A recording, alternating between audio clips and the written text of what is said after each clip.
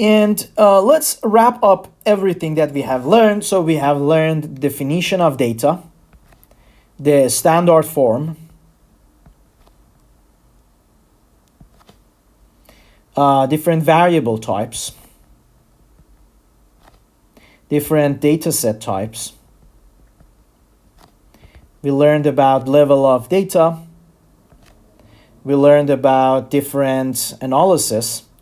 So exploratory versus predictive analysis.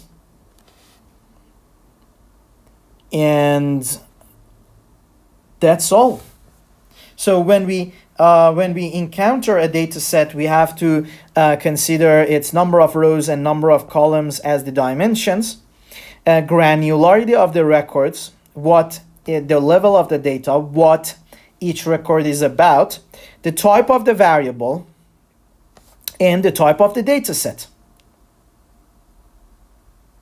See you in the next set of lectures.